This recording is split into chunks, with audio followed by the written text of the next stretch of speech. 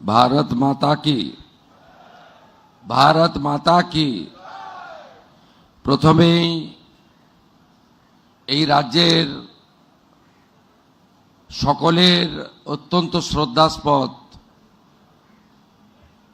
এবং আদর্শ চিকিৎসক শুধু নয়, স্বাধীনোত্তর পশ্চিমবঙ্গকে উন্নয়নের ফলে ফুলে পল্লবিত সুশোভিত করার ক্ষেত্রে যে মহামানবের সবচেয়ে উল্লেখযোগ্য ভূমিকা রয়েছে, প্রাক্তন মুখ্যমন্ত্রী, রাষ্ট্রবাদী দেশপ্রেমিক প্রয়াত ডাক্তার বিধানচন্দ্র রায়ের বিদেহী আত্মার প্রতি আমার প্রণাম শ্রদ্ধা নিবেদন করি।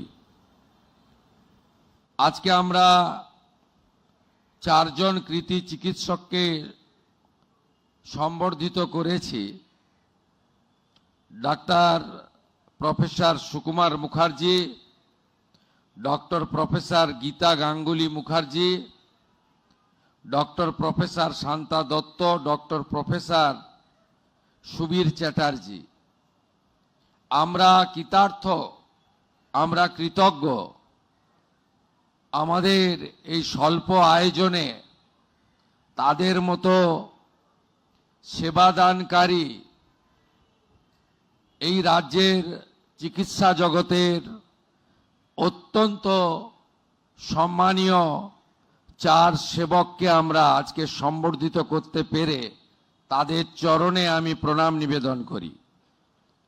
আজকের এই অনুষ্ঠানের ব্যবস্থাপক আয়োজক দপ্তর, স্বাস্থ্য পরিবার কল্যাণ দপ্তরের মাননীয় মন্ত্রী, চিকিৎসক হিসেবে অত্যন্ত সুখ্যাতি যার রয়েছে ডাক্তার শারদ্বত মুখার্জি, তাকে আমি ধন্যবাদ জানাই যে অল্প কয়েকদিনের মধ্যে তিনি এই দপ্তরের উল্লেখযোগ্য অগ্রগতি ঘটানোর ক্ষেত্রে তার প্রয়াস জারি রেখেছেন।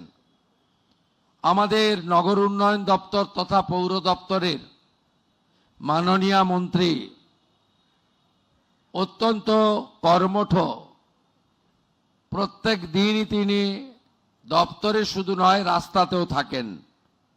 মাননীয় অগ্নিমিত্রা পাল মহোদয়া, আমাদের রাজ্যমন্ত্রী সংশ্লিষ্ট বিভাগ সুমনা সরকার উপবিষ্ট আছেন, তাদেরকে যথাযথ সম্মান জানাই। মাননীয় মুখ্য সচিব আছেন, যিনি আমাদের সমস্ত সিদ্ধান্ত কার্যকর করার ক্ষেত্রে গুরুত্বপূর্ণ ভূমিকা নিচ্ছেন, নেতৃত্ব দিচ্ছেন। মনোজ আগরওয়াল সিনিয়র আইএস, তাকে ধন্যবাদ, তার টিমকে ধন্যবাদ। স্বাস্থ্য দপ্তরের প্রধান সচিব নারায়ণ স্বরূপ নিগম এবং মাননীয় দুই বিধায়ক আছেন, রাজারহাট গোপালপুরের হাইকোর্টের বিশিষ্ট আইনজীবীও বটে তরুণজ্যোতি তেওয়ারি, এবং যিনি কখনো নেতা নন, কর্মী হিসেবেই আজকে বিধায়ক হিসেবে নির্বাচিত হয়ে কর্মী হিসেবে, সেবক হিসেবে কাজ করছেন, রাজারহাট নিউ টাউনের পীযূষ কানোড়িয়া, তাকেও ধন্যবাদ। আধিকারিক, চিকিৎসক মণ্ডলী, প্রেস মিডিয়ার বন্ধু, প্রশাসন, সঞ্চালিকা, সকলকে আমার স্বাগত।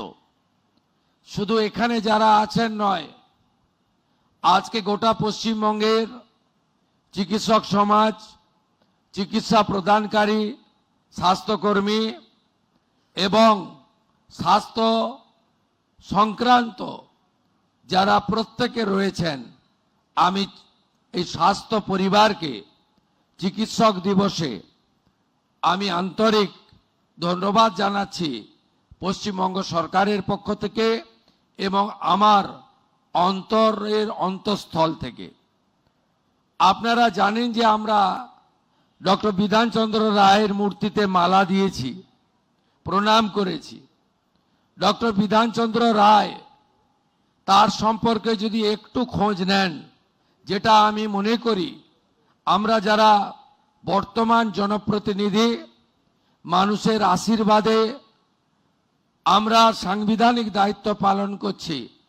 আমাদেরও ডক্টর বিধানচন্দ্র রায়ের কর্মকুশলতা, কাজের পদ্ধতি, একাগ্রতা, দায়বদ্ধতা, অর্জুনের লক্ষ্যভেদের মতো লক্ষ্য স্থির রেখে ব্যক্তি স্বার্থকে উপেক্ষা করে তার যে কর্মকুশলতা ছিল সেটা জানা উচিত, এবং কিছুটা গ্রহণ করলেই এই রাজ্যের এবং দেশের মঙ্গল হতে পারে বলে আমি মনে করি। ডক্টর বিধানচন্দ্র রায় তিনি আইএম এর প্রথম বেসরকারি সভাপতি ছিলেন। তিনি যেখানেই গেছেন, কলকাতা কর্পোরেশন হোক, চিকিৎসকদের সংগঠন হোক, অথবা তার যা যা কর্মক্ষেত্রে, তিনি কখনো দুই হননি, এক নম্বর হয়েছেন। তার এই যোগ্যতা ছিল, তার এই অন্তর্নিহিত লুক্কায়িত প্রতিভা ছিল, এবং তিনি তৎকালীন কোন রাজনৈতিক নেতা বা দলের মদতে আইনসভাতে যেতেননি।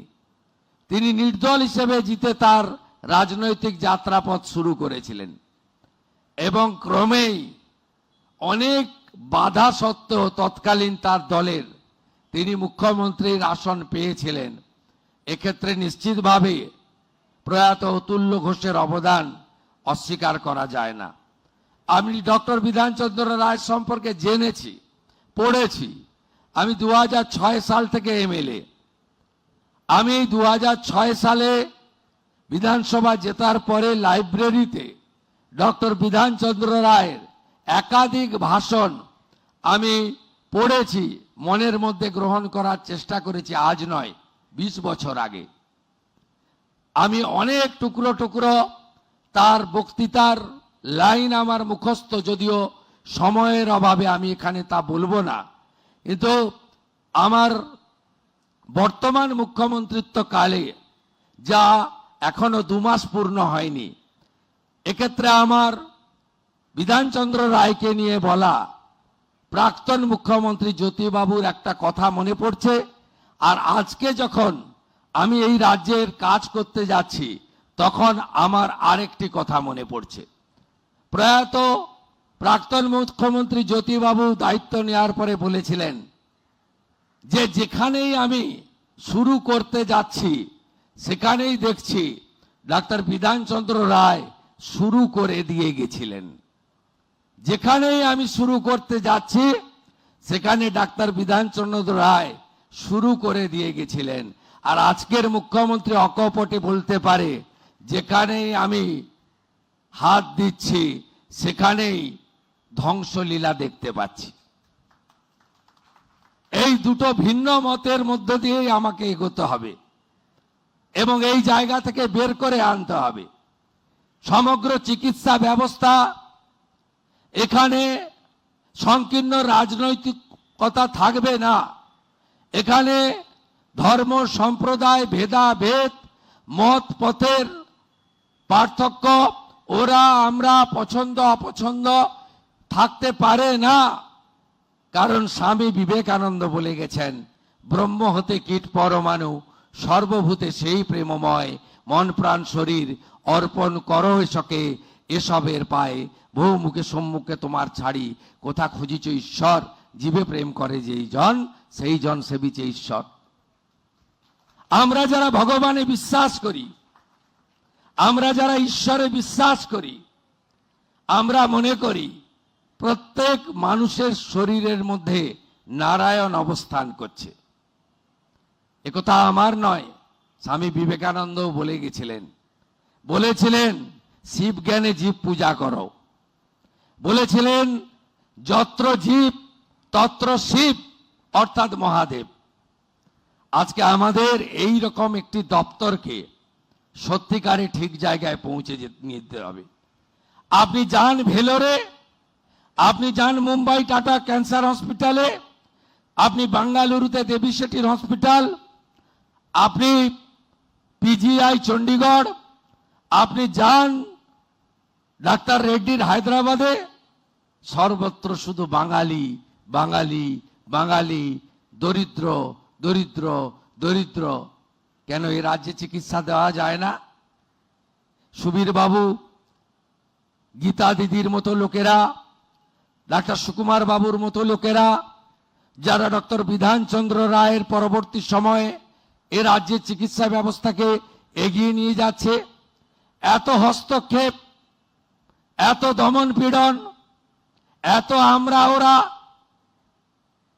এত অবহেলিত চিকিৎসা ব্যবস্থা, এটা কি কাম্য ছিল? কারণ এই পশ্চিমবঙ্গ আমি মনে করি মেধাতে শুধু ভারতবর্ষ নয়, পৃথিবীর যে কোনো আধুনিক রাষ্ট্রকে টেক্কা দিতে পারে।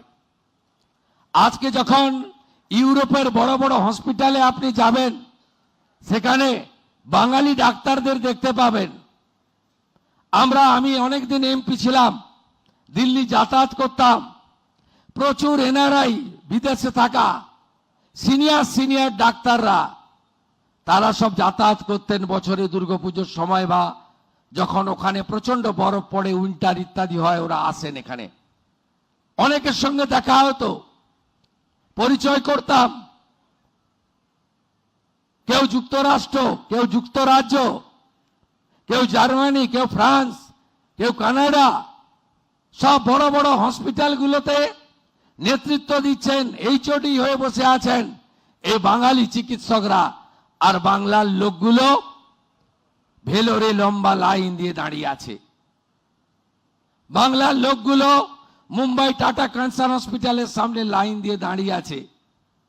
তার সঙ্গে অন্য রাজ্যের লোক দাঁড়িয়ে আছে, তার হাতে আয়ুষ্মান ভারতের কার্ড, এমআরআই স্ক্যান, রক্ত পরীক্ষা।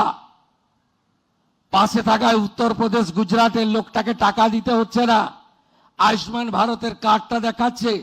আর পশ্চিমবঙ্গের লোকটা, গরিব লোকটা ওর দিকে তাকিয়ে আছে করুণ দৃষ্টিতে, আর 12,000 টাকা, 14,000 টাকা, 18,000 টাকা পরীক্ষার বিল মিটাচ্ছে। এটাই কি বাংলায় কাম্য ছিল? এটাই কি বাংলায় কাম্য ছিল? হসপিটালগুলোতে বেহাল অবস্থা, রুগী শুয়ে আছে, তার সঙ্গে কত প্রাণীও শুয়ে আছে, যাদের সেখানে থাকার কথা ছিল না। কি অবস্থা করে রেখেছেন হসপিটালগুলো, কি অবস্থা করে রেখেছেন স্বাস্থ্য ভবনে, কি অবস্থা করে রেখেছেন মেডিকেল কলেজে। কেন যোগ্যতমের উদ্বর্তন হবে না? আসুন সবাই মিলে শপথ নিয়ে, প্রথমে যদি বিহাল অবস্থার হাল ফেরাতে হয়, চিকিৎসা ক্ষেত্রে করতে হবে। এই 1.5 মাসে আয়ুষ্মান ভারতের মৌ চুক্তি স্বাক্ষরিত হয়েছে। এই 1.5 মাসের মধ্যে আয়ুষ্মান ভারত চালু হয়েছে। এই 1.5 মাসের মধ্যে আজকে এই মহতি দিনে, আজকের এই সুন্দর দিনে, আজকের এই অত্যন্ত গুরুত্বপূর্ণ দিনে আমরা এই কয়েকটি ছোট্ট প্রয়াসের মধ্য দিয়ে স্বামীজির যে মহান মন্ত্র চরৈবতী চরৈবতী, এই মন্ত্রে আমরা এগিয়ে যাই। চিকিৎসকদের জন্য, তাদের নিরাপত্তার জন্য ভারতীয় ন্যায় সংহিতা তৈরি হয়েছে। মাননীয় প্রধানমন্ত্রী নরেন্দ্র মোদীজির নির্দেশে কেন্দ্রীয় স্বরাষ্ট্রমন্ত্রী অমিত শাহজি 2023 সালে ভারতীয় ন্যায় সংহিতা এনেছেন। সেখানে দেখবেন ডাক্তার বাবুরা চিকিৎসার ক্ষেত্রে তারা কখনোই চান না কোনো রোগী মারা যাক বা তার ক্ষতি হোক।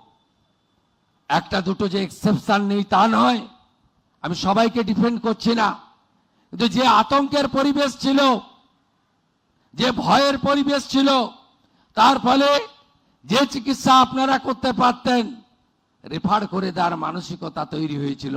ভারতীয় ন্যায় সংহিতার পরে ডাক্তার বাবুদেরকে সুরক্ষা প্রদান করেছে ভারতীয় ন্যায় সংহিতা, ভারতীয় আইন। ভয় কেটে গেছে, ভরসা এসে গেছে।